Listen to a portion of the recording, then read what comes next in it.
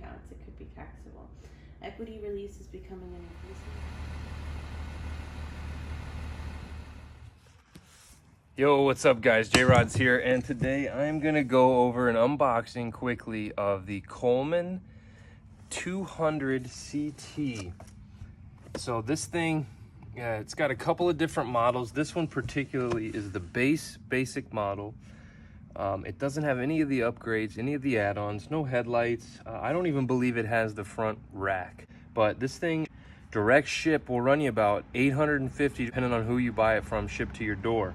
Now you can go into some of the stores, and I have seen the Coleman selling, but they've discontinued this particular model. One of the, it's the big wheel red, and I mean, it's a really kind of an iconic bike for a young man. So I'm gonna take the box apart here and just show you what's inside, kind of go through some of the components at the basic level, because I really don't understand them myself yet. And then I'm gonna see if I can't fire this thing up straight out of the box, see how that works. And what I'm gonna do is actually try to flip it. I got it on the low.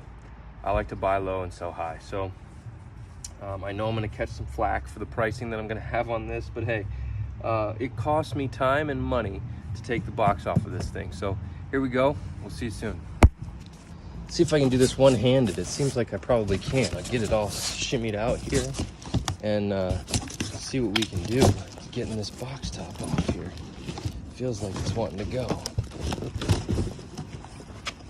So it appears everything is apart, which means there'll be some assembly required, as I expected. And this is where I think people don't want to spend the time. So I'm going to spend the time. I'm going to put this thing together, get it assembled, and get it for sale and get it sold. Okay, so you can see some of the padding in there to keep this thing situated and upright.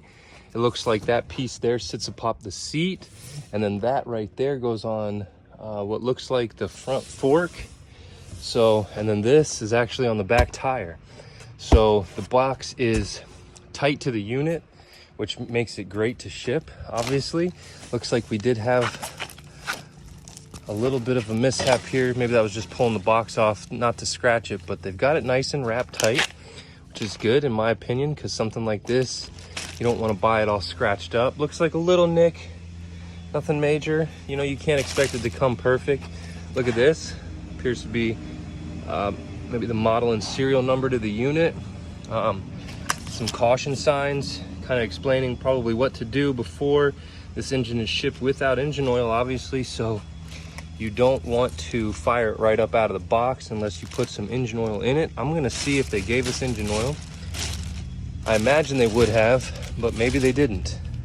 Maybe they probably can't ship engine oil from where they sent this from. So that's a hazardous thing. I'm gonna have to find some engine oil for it. Some covers, the manuals, the fender.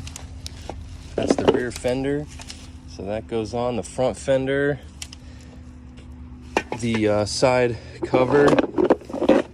I was thinking about painting that and maybe putting a J-Rod sticker there for fun. But just a little click-on cover. This is a kind of a cheapy unit, but you know, the brake lines appear to come adjusted. Here's your adjustment nut for adjusting them further. Looks like just needs a little bit of put together in this part here.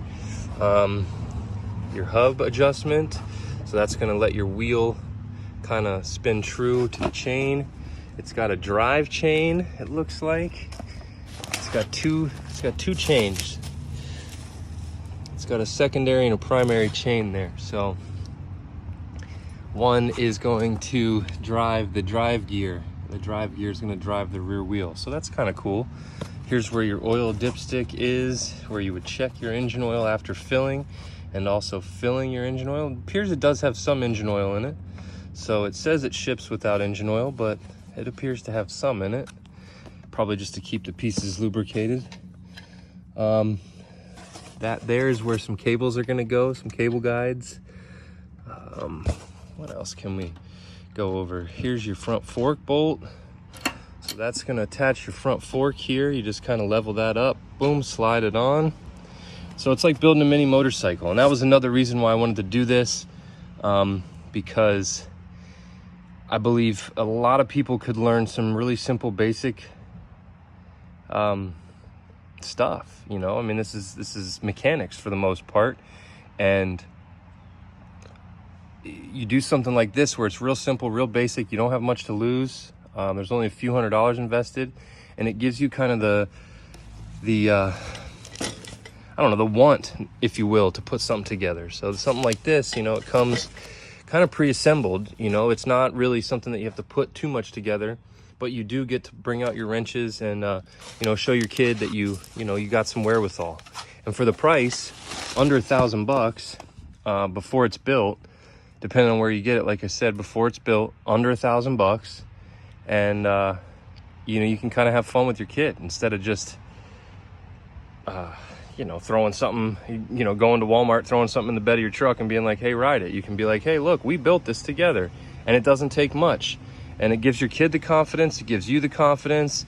Hell, maybe it even turns the wife on, you know. She sees you out there wrenching, getting sweaty, that dad bod all thick, you know. Maybe you get lucky. So it's a pull start unit, carbureted. It's got on and off fuel switch, which is good. Keep the fuel out of the carb. You can run it bone dry in the carb for storage. You got choke and no choke. So there's choke, there's no choke. It's got a nice clean air filter here. And there's actually some mods you can do to this thing if you were feeling frisky. I wouldn't recommend it, but you could if you wanted to. Gas goes in here. Nice filter in the gas tank, so that's good. Doesn't smell like fuel, so I don't believe they put fuel directly in this to run this engine. I don't know if that's a good thing or a bad thing, but we'll go with it for now. Couple of nice little grounds. Again, we said we got to add some oil. So let's get to it. I'm going to try to set up the camera here, give you guys a good idea or a good view, and we'll go from there. All right, so we're back, and as with most of the things that I put together, I always highly recommend briefly going through the owner's manual, at least briefly. Obviously, I believe that it's best suited to probably sit down the night before with this thing, kind of well-verse yourself so you don't run into any kind of, you know, critical mistakes that you didn't have to make. You know, this thing really points out and highlights the things not to do more specifically than the things to do, which I always identify best with because I'd rather have learned from a piece of paper than my cold, hard-earned mistake. So that's easy, it's quick, it's nothing you can't do in 20 minutes. You know, these books are typically pretty small when you're going through them, and there's very highlighted key information that I really recommend delving into before getting into the build or into the process. And you know, just give yourself a heads up. You know, you kind of know what you're going to run into particularly, or you don't know what you'll run into particularly. So with the book, you get what I'm saying. You get what I'm saying. So there's a little key card here. This mini bike is not a toy. It's recommended minimum age limit to operate this bike is 13. I didn't know that. Makes sense, but 13. And under adult supervision until they're 16. So after 16, you know, just like the license, I guess you can let them go. Hopefully by then they're making some better decisions. At least in my case, I know it wasn't that. So it's fun for the entire family. The specifications are here, which that's good. Tells you all the particulars, all the specifics about the engine, and so forth. So the ground clearance, fuel capacity. Good little piece of information. We've got some parts, very critical, very key, I'm sure. Some nuts with some locking threads. We've got some small bolts, so likely those will go for some the fenders. Most likely these are probably just the fender bolts, it appears to be. So it's got some fender washers. It's got a couple of clevis pins, clips, or clevis pin clips, and then a few zip ties. You got 3 zip ties. We'll find out where those go when we get there. Likely there'll be something for the cabling, to kind of situate and adjust the cabling. So from here, it doesn't look too hard to put together. I was gonna take a few more pictures, but I think I'll just snap those from the video instead to kind of move this along without having to cut and stop. So I wanted to go over a couple of tools that I was gonna have to use. More specifically, this would be the key book to kind of get the criticals out of. So the first page is the removal from the crate, kind of shows you how. I'll zoom in on this later, but then you've got, it gives you all the pieces extra that you have to put together. It comes with a toolkit, it comes with its own toolkit, so that is going to be a great experience for me. I'm going to try to just put it together with the toolkit. Might be a little harder, but hey, just to show you the real deal. The next is the fork installation.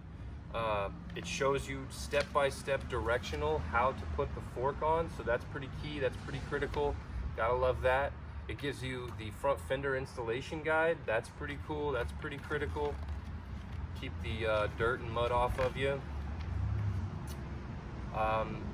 Giving you the front wheel installing, so that's good. You've got securing the wires, cables, and the clutch cover install. So you're gonna want to install that clutch cover to keep anything out of the drive line in case you got baggy pants or something like that. You don't want to get caught and, you know, take a spill. You're going to secure your wires and your cables. It gives you another page for that. It specifically shows you how to do that. So that's obviously that's key and critical information. Anything in this book I feel like is something you should follow. It's not recommended, it's required in my opinion, but as you know, to each his own, right? So I'm not going to tell you what to do, but I will show you how maybe. Engine oil and oil fill. So this is going to be very, very key, very, very critical here, because as we know, or as it was specified by these yellow tags on the bike that we walked through, these tags are specific for the caution, being that they're yellow, and trying to be very specific to let you know that this bike needs and requires oil before you start it. So obviously you're going to have to put gas in it, but not everybody thinks maybe to put the oil in the crankcase. So in order to not do any damage to this unit, you're going to want to follow these steps very carefully on the oil and fuel step. So the next is going to be the tire pressure. That's once we get this thing ready to roll. Now we got to make sure it's good to roll, so we want to check the tire pressure. I'm sure during shipment the tires go low. It's probably required as a minimum, yeah it is, as a minimum requirement of 10 psi in each tire. So over ride time you'll probably find a pressure that you like best. I wouldn't suggest going 2 psi low, any more than 2 psi lower or 2 psi higher, just as per the specs. It's going to tell you about the chain tension.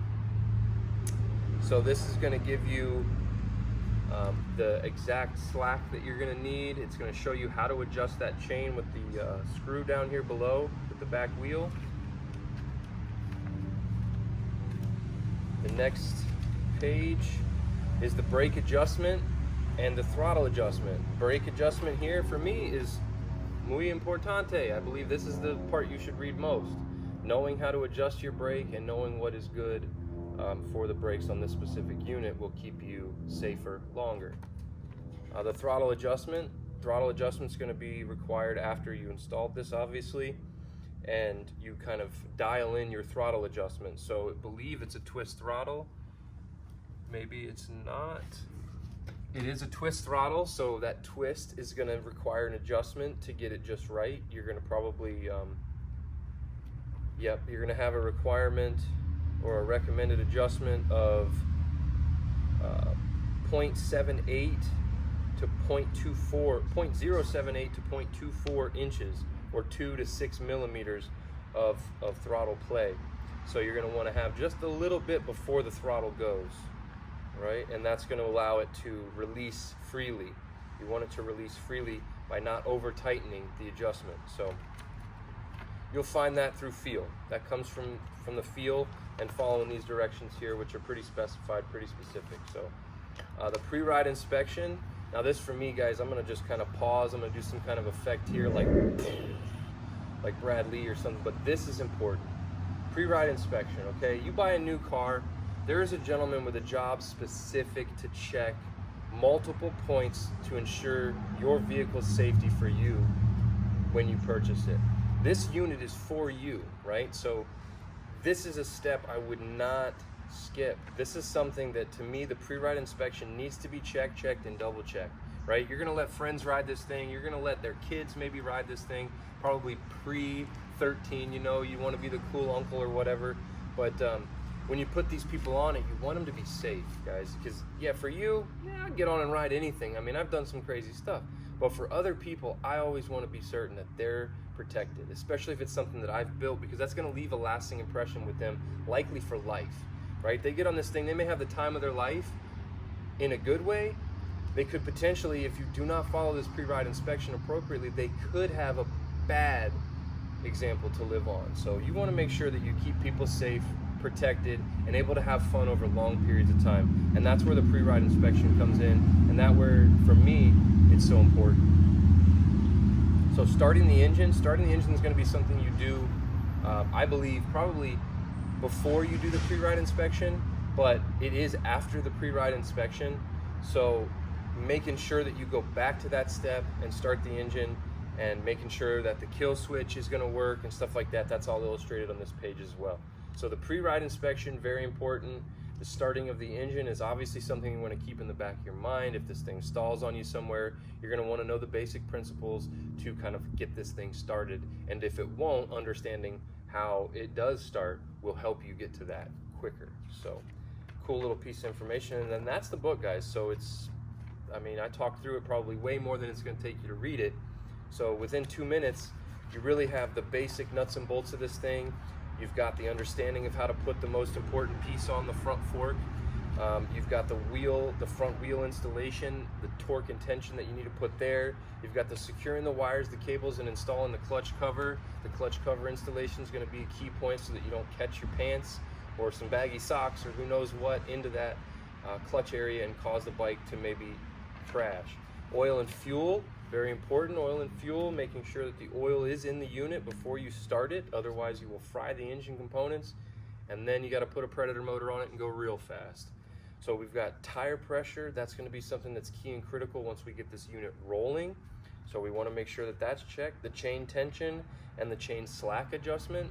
Chain tension and chain slack are going to be very important in the longevity of the clutch within this unit, and also the teeth on the sprocket. So you want to keep the teeth, you know, you want to give them a long life. You want to prolong their life, so you want to make sure that your tension and your slack are set appropriately.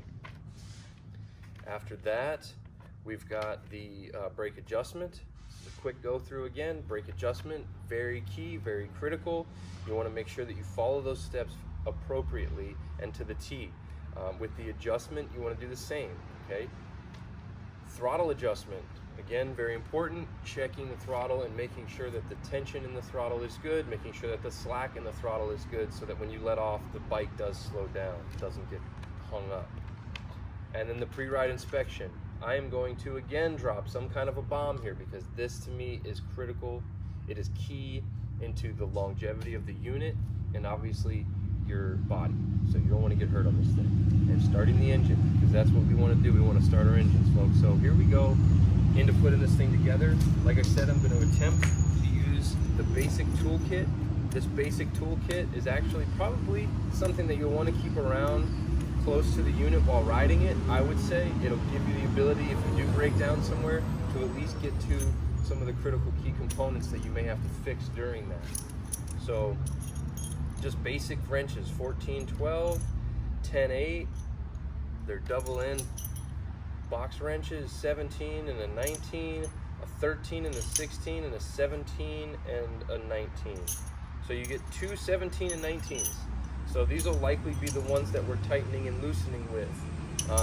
And then we've got the 1 13-16, 1 14-12, and 1 10-8. Boys, I'm a trash man. You're good people, man. I'm telling you what. So let's get to this. I'm going to kind of put these tools down, readjust some things, get some plastic off, take some twisty ties that have held things together during travel, and keep these books close by. I'm not gonna lie, I pre-read these on the internet. These are available on the internet, so when you're patiently or anxiously waiting for this thing to arrive in the mail, you can look at these books online. I already did, but I wanted to make sure during the unboxing I went over them for you guys so you had kind of a grand understanding of what the ct-200 is going to require when it gets delivered. So easy peasy. I promise you this won't take you more than an hour and a half. likely if you're a pro, probably less than 30 minutes really, especially if you have everything set up, rearing and ready to go. You got your coffee available.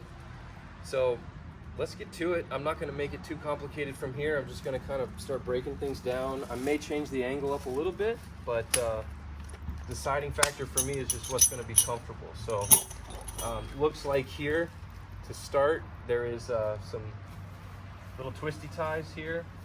These twisty ties come right off. I'm actually going to keep these. They're pretty heavy duty, so maybe we could find a use for them somewhere on the bike later. Even securing, they don't look like chintzy. They're not chintzy at all. These are very heavy duty. I don't think you could break these very easily. And they look wire reinforced, so better than a zip tie in my opinion. So getting that off exposes the front fork. Now this front fork already has the cables installed, so I'm curious how they expect that to take place. So I feel like I've run into a snafu already. And I don't know if this is my fault. Maybe I'm overlooking something, quite simply, or it just appears that maybe I have to spin the bars around first to get them to go into place. So you're gonna take this nut off. Oops. So let me rewind that. When you take this nut off down here below, be careful because up here there's two small washers. I believe those are like pivot washers. I'll get the specifics on exactly what they are, but they're two smaller washers and they're mounted underneath that screw, so, or underneath that bolt. So let me fish these out real quick. Kind of made a boo-boo there. Got a little ahead of myself.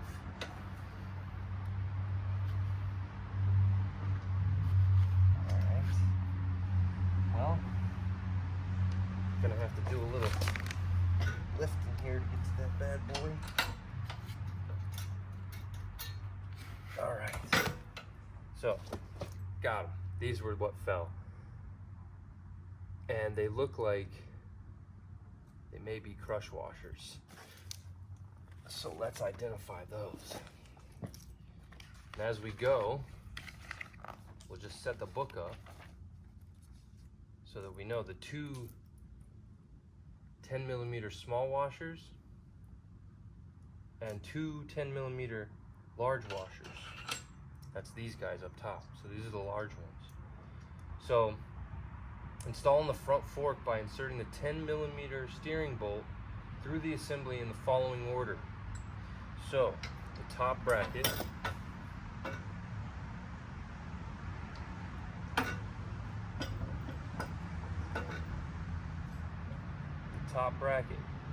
it's getting a small washer underneath the top bracket.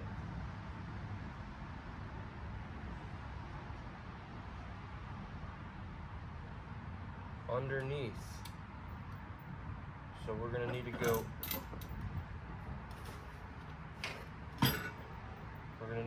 underneath.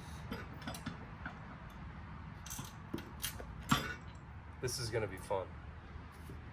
I have what they call fumble fingers very badly. I always have. I've been the guy in the shop that takes more time putting things together because I lose things with my fumble fingers. It's kind of a running joke, but it's not funny for me because it requires me to spend more time, and time is money in the shop, so it's no fun, but it's all part of the plan. So, we're gonna go wash it down. Top bracket.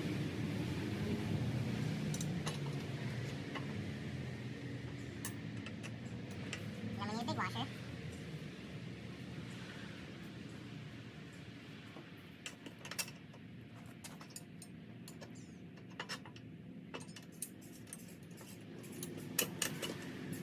Big washer. Now, on the bottom bracket,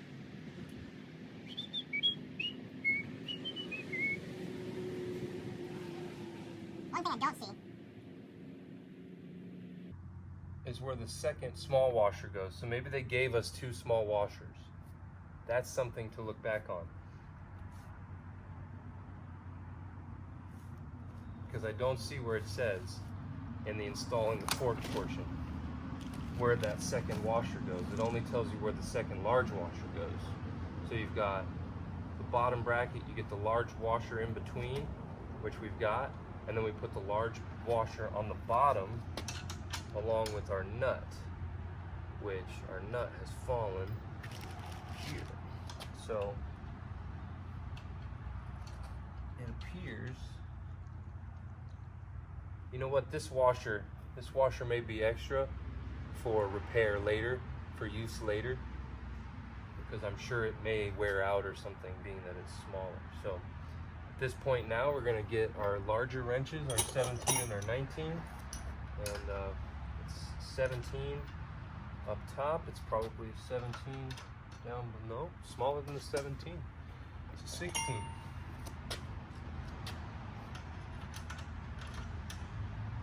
Nope, it's a 13.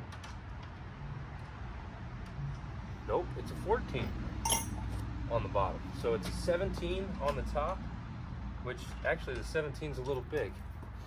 A 16 on the top. It's a 16 on the top and a 14 on the bottom.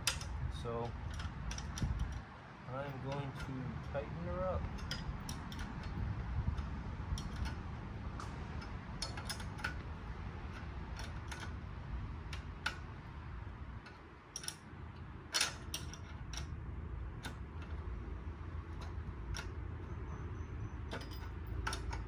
Now it doesn't actually give us a tension or a torque spec, so it's just saying to do not over tighten the lock nut. Over tightening will cause the steering to bind, so I'm assuming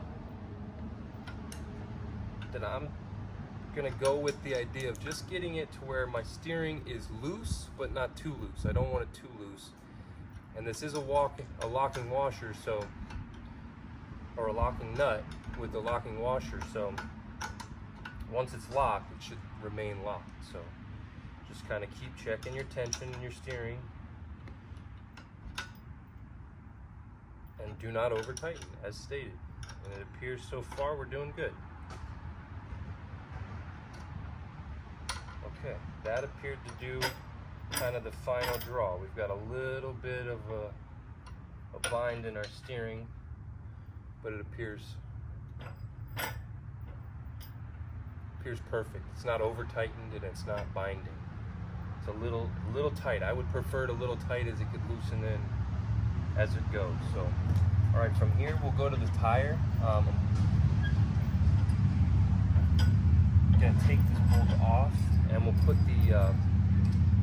put the front fender on first. I'm sure that's a lot easier with the tire out of the way. So let me grab the front fender here. So let's see. It's got the insignia here, the Coleman insignia. I don't know how well you can see that, but it's got the Coleman insignia here. That is the front fender, so that's gonna go up front. There's a little dirt in the paint here. A little dirt in the paint. We gotta get their painters, step their game up. So the front insignia goes here, and it also has this cutout, so that way we can access our steering bolt. So we'll access our main fork mount bolt through that hole later. It is gonna require me to kind of lift this thing up so that I can get that on there appropriately. So I'm gonna do this.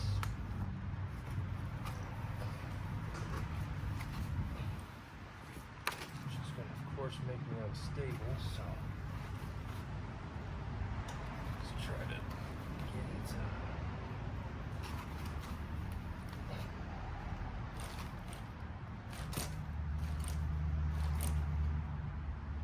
A little bit good. We're gonna have to hold that for sure. So the bolts for this were in a little bag.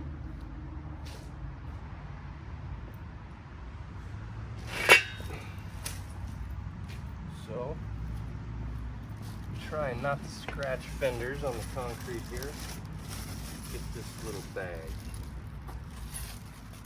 So here's all of our fenders, clutch cover, clips. So I'm only going to need 2 washers for each fender and 2 bolts and 2 nuts. So 2 nuts, 2 fender washers, 2 bolts. And fender installation, we're going to take the 8mm bolts, the large washers. So the small portion of fender faces forward. The Coleman logo in front. We've just gone over that, so that's important to note. It looks as if the fender washers go on the bottom. So we'll put this thing close. We're going to put our bolt, our fender washer, and our nut.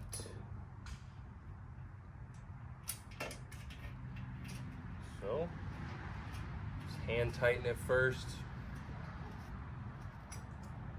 This is a little trickier to finagle the bolt.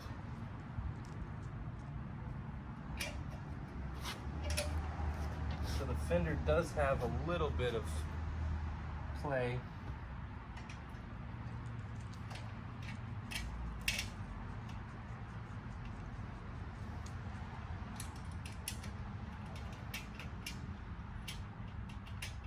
It's got a little bit of play back and forward, just to make it easy to install.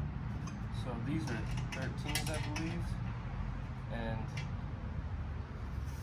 the tops are 8mm.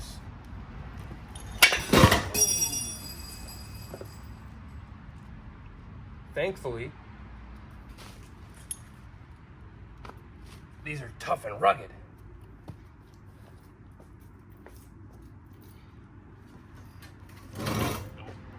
Don't scratch. No scratches. Nope, nothing bent, nothing scratched. It's got a nice hard kick peg on the bottom there, so that'll make for good footage. So we got our 8mm up top, which are actually 10mm, and our 13s on the bottom.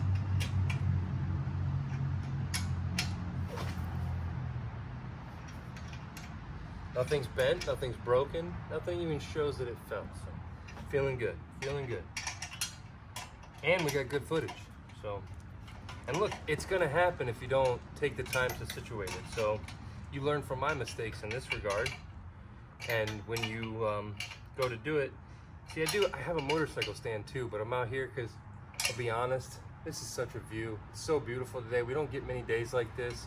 And under the oaks, it's kind of where I started. So, you know, some people call it a shade tree mechanic and whatnot, but I always regarded it as under the oaks, you know, out in the wilderness. I was fortunate. My father and his friends would take us out in the woods and we'd break down. We'd get stuck and we'd have to work to get our way out. So I learned at a young age to enjoy working under the oaks. And I never saw it as a diss, because not many men can fix what I can fix where I can fix it with what I have to fix it. So it's a fortunate fact for me and the people that go with me, because I'm just a man, but I know how to fix it. So front wheel is actually under my rigmarole here. So what I'm going to do is lift this guy up like so and get a hold of my wheel here, get it out, and then reinstall my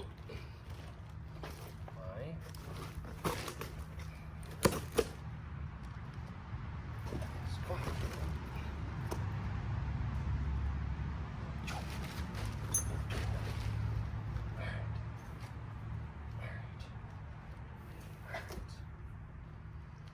Okay. It's gonna be wobbly.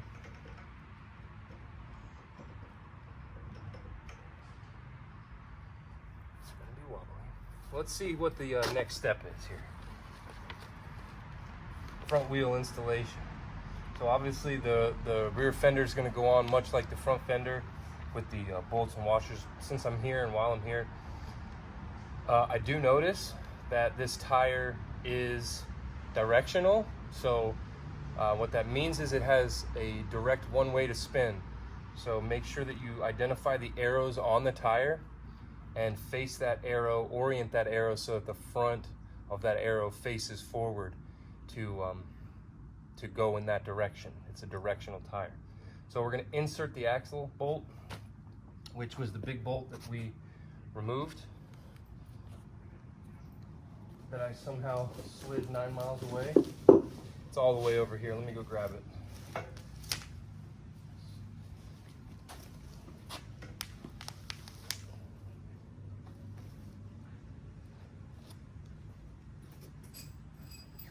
All right, we got it. We will remove the tire from the bag, identify the direction in which it's traveling. This is a Wanda tire. Big thanks to Wanda. Wanda big tire here. So directional, we identify the arrow and we face that arrow forward. So we'll get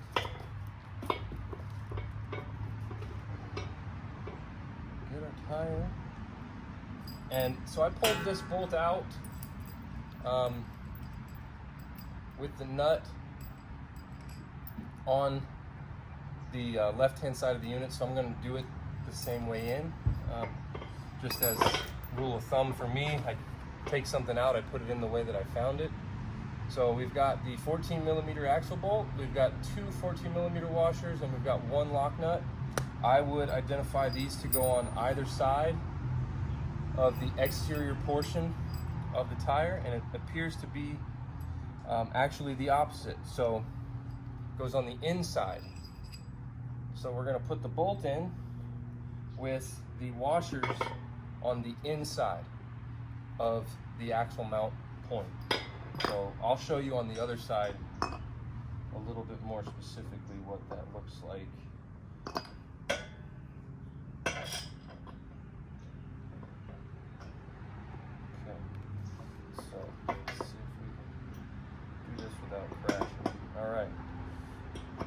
Halfway home.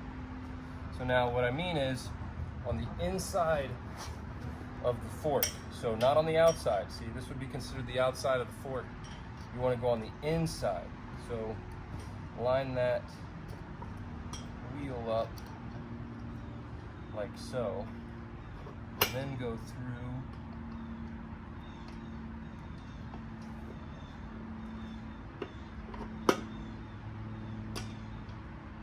so both washers go on the inside of the fork. And now we can tighten. You're going to require the larger wrenches here. I believe these are 19s. So, and again, this is probably going to be a lot like tightening the front fork. We're going to want to tighten it enough, but not too much. We don't want to bind the travel of the wheel on its bearing. So this is a hub bearing. It's riding on this bolt. If we tighten this bolt too much, we will create a binding scenario. So just so, I'll get it tight-ish, and then I'll check the wheel travel, the wheel spin, and we'll kind of identify if we need to tighten it further. So I hear that appears to need to be tightened more.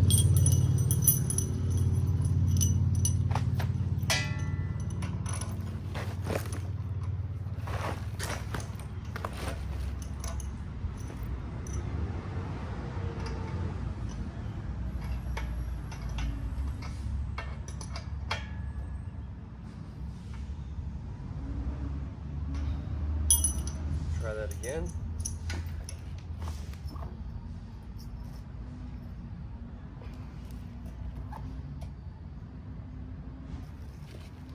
probably back it off just a hair. Not much, just a hair.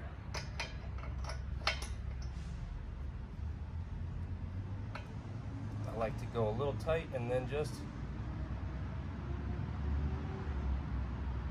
crack it loose.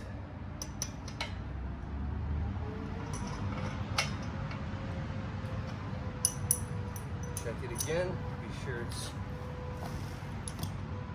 perfect. Okay, at this point, we can set it on its own weight, put it on its kickstand. This will make assembly further much easier.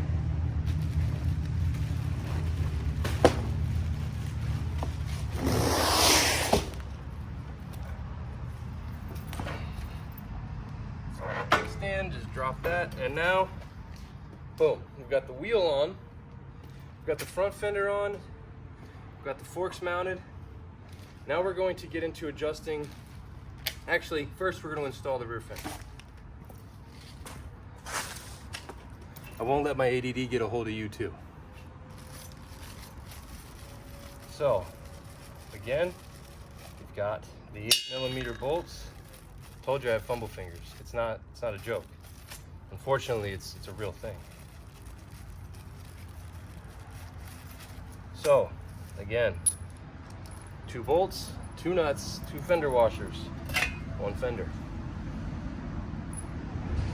I would say that the warning label needs to be legible, so we'll put that towards the rear of the unit, right? We always want to identify with warnings and allow people to understand what they're getting themselves into and what to avoid most importantly. So we'll stick that facing out. And again, the fender washer is going to go underneath the fender, and the bolt will go on top of, like that.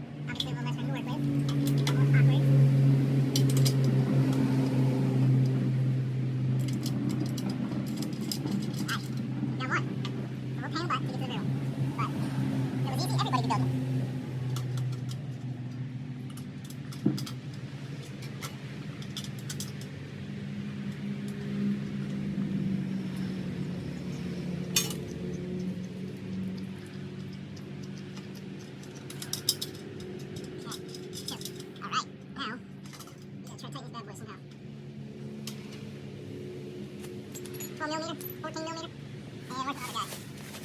Where's the other little guy? There it is, 13mm. This 12 too big. 10mm, there it is.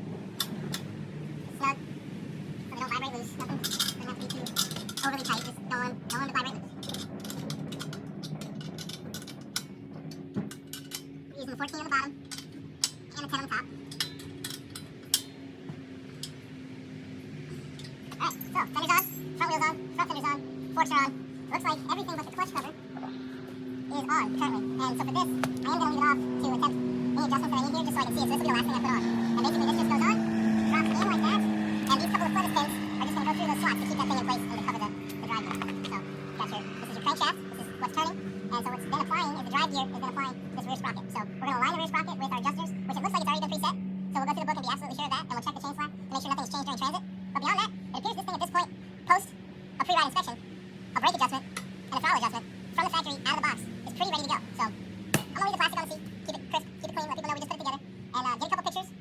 I'm going to add some oil, and after that we'll pre-ride inspect it, adjust the brake, again for good measure, put some fuel in the tank, add a little oil, and be on our way. Thanks for watching, guys. See you soon. So we are now going to secure the wires and the cables, and we'll install the clutch cover because, well, we'll follow the directions. So just not too snug, but just snug enough. Tighten your zip ties. Requires one.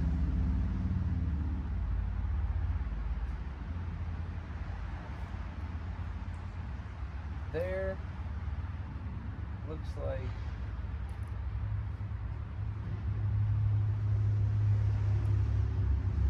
well,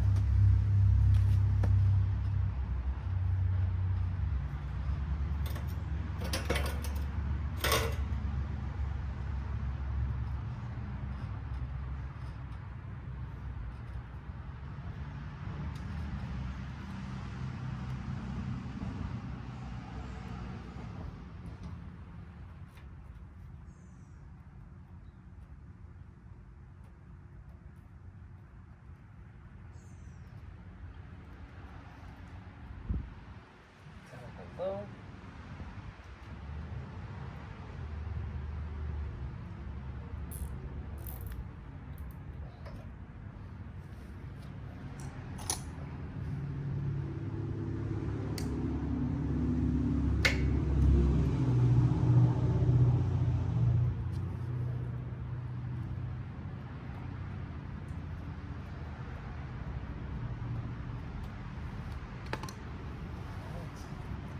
Got our zip ties tied. Our brake is adjusted. Our throttle cable is actually pretty well preset, or so it appears. We've got just that little bit of play that we need in our throttle cable. We've got just the right amount of squeeze tension on our brake, so we're applying the brake almost as soon as we're applying. We're now going to finish installing our clutch cover.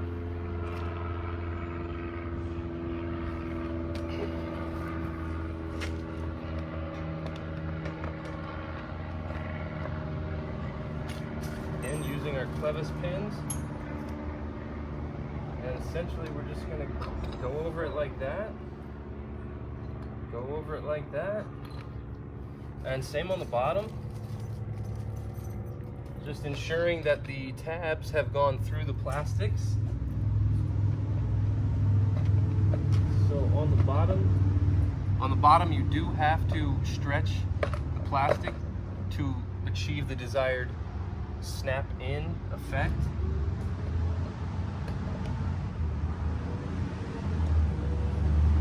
And then again, install your clevis pins.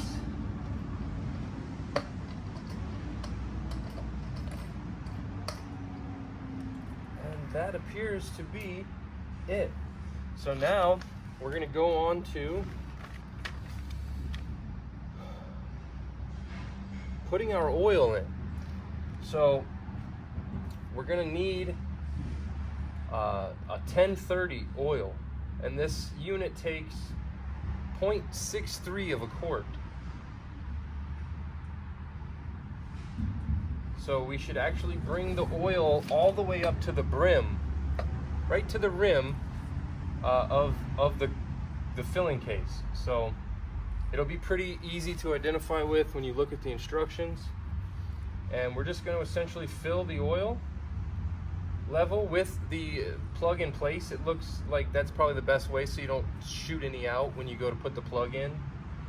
And then we're going to add some gasoline to the engine and get this thing ready to rip, because I'm ready to take it for a spin and get this thing on the market to be sold and make somebody's Christmas a true winner this year.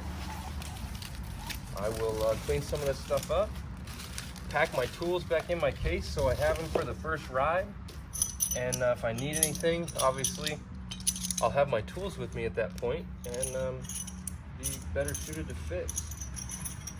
And now typically on motorcycles, these cases are under the seat. It doesn't appear that they've really made a place for this under the seat, but that's no big deal.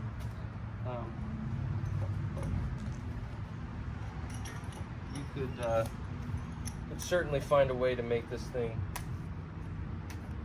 carry with you if you had to. I mean, some zip ties, you know, something, or you can just carry them with you in your pocket like I'm going to for the first ride.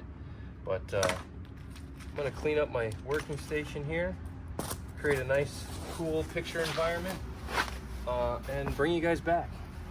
with this, I hope to inspire young minds, specifically those coming into the driving age, but they kind of want to earn that responsibility. I always felt like one of the best things my father did for me was requiring me to earn the responsibility of driving and you know, respecting the responsibility of driving, because it's a great reward. We are gifted. I believe it's the first time a man feels freedom. And I believe that freedom is a right for all people. And in some places, people don't have the ability to drive.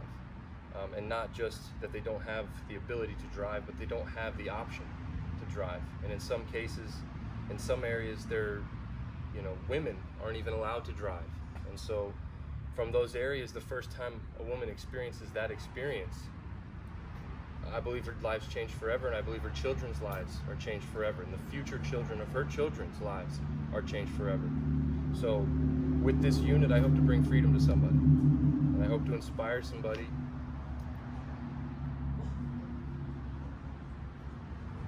It's gonna be a fun time. Okay, so I'm fortunate with all the stuff that I work on here in the shop. I've actually got some Honda 1030 on hand, which is specified to go in this unit, the 1030 anyway. It doesn't have to be Honda oil, but I prefer this this specific power equipment oil for something like this, you know, similar to a generator or whatnot. It's just great oil, proper thickness and so forth. So I like to fill bikes at level, so I'm gonna put this bike level, kind of let it lean on me. I'm gonna pull the dipstick, and I'm gonna attempt to get it in with this. If I need a funnel, I'll grab a funnel. But I think at the angle, I may be okay with just getting it in there. If not, I'll grab a funnel. You'll know before I do.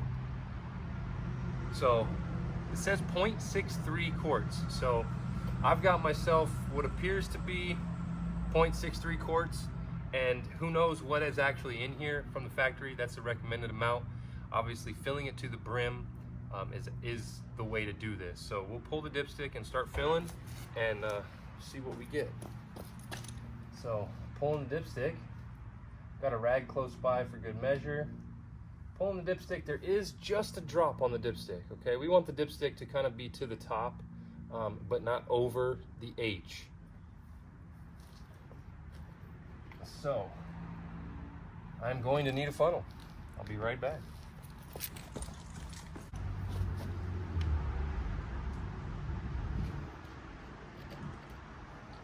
So we'll start filling. The half of what I have here, just to kind of get an idea of where I'm at.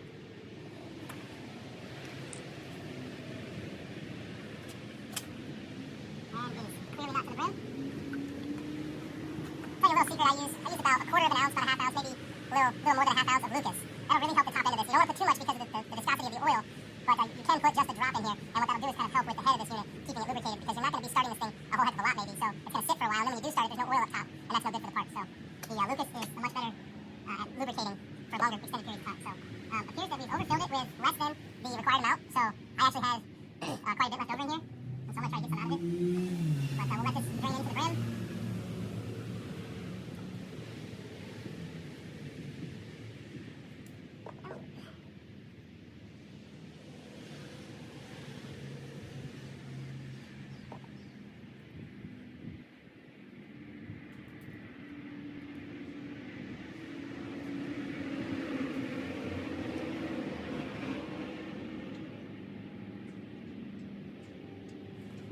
Here's that level. It's actually not full, so that's my mistake.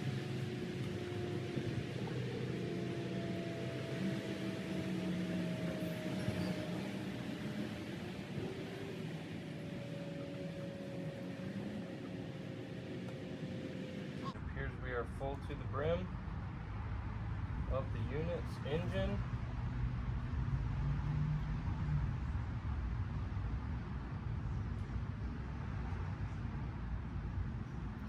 Dipstick back in, if we can here. Having a heck of a time. Alright, so the engine oil is now full to the suggested amount. Now we'll get some gasoline for it.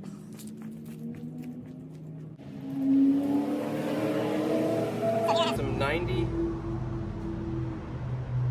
non-ethanol gasoline. I like to run that at any power equipment. And just a little bit of brake clean to clean off any oil that I spilled. So, gas cap. I'm going to keep all of the safety and caution warning signs.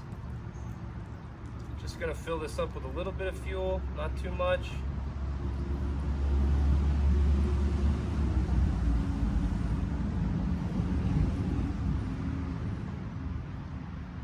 This doesn't quite hold a gallon, and I'm going to do about half that.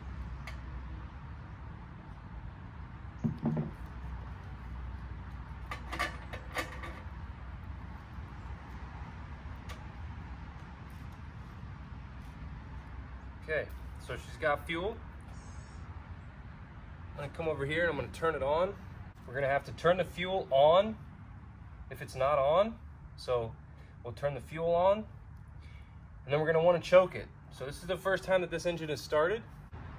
In order to get fuel into the carburetor, make sure that we can get this thing warmed up and running right, we'll put it on choke, we'll pull it until it fires. Sometimes they'll require a half choke after that. Sometimes you could go straight full wide open and be good to go. But we'll choke it out for now. We're going to check our ignition kill switch. Not really sure which way is on, which way is off. It doesn't have an indicator. So we'll try it like this.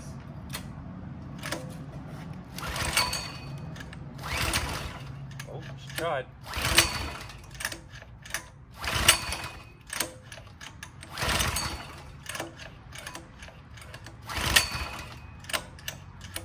Let's go half choke.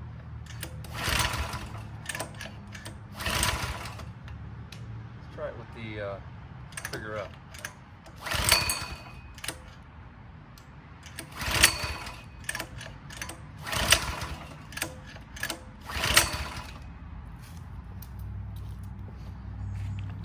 Break the instructions out again because we can't get it fired up easily, and we should be able to.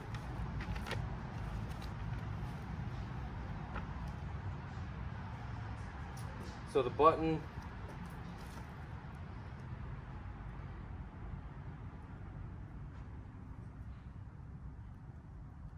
to the on position, which is how I have it currently. We've got the fuel on. And we've got, we'll put the choke on again, see if we can't get it to fire up. Let it warm up.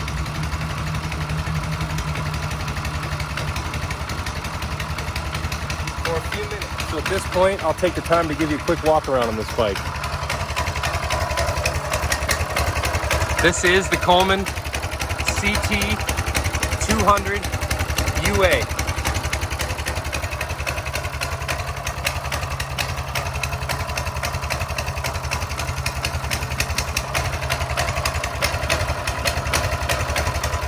This unit has a load capacity of 200 pounds. It's a 4-stroke overhead valve engine. The cylinder bore and stroke. The cylinder bore is 68 millimeters and the stroke is 54 millimeters. The engine displacement is 196 cc's. The power is 3.8 kilowatts. Transmission is an auto centrifugal clutch.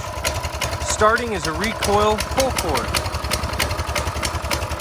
The length is 57 inches, the width is 26.5, and the length and height, the height is 38 inches.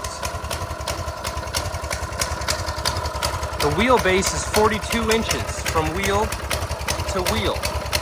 The ground clearance is 5.5 inches. The weight is 116 pounds dry without rider. The wheel and tire size is a 19x7/8 in the front and a 19x7/8 in the rear. And the fuel capacity is just under a gallon at 0.95 gallons. So let's get to riding. This thing's dang near warmed up. This is the first time it's run. It's got less than a minute on the run time. And we really want to get this thing going. Go ahead and turn off the choke at this point. She fumbles right out nice and easy. And this unit's ready to roll. Where are we going first? Let's go places together.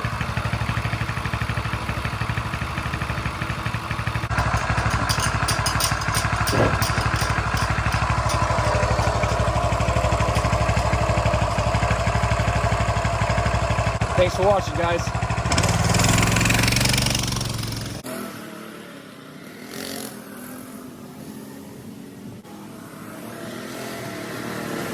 Actions over profit.